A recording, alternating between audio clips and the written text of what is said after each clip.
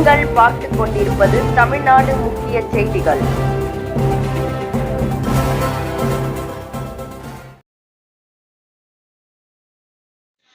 வணக்கம். தமிழக வெற்றிக் கழகம் சார்பாக திருவள்ளூர் தெற்கு மாவட்ட செயலாளர் அவர்கள் அலுவலகத்தில் துப்புரவு பணியாளர்களுக்கு 2026ஆம் ஆண்டு புத்தாண்டை முன்னிட்டு புடவைகள் வழங்கப்பட்டது.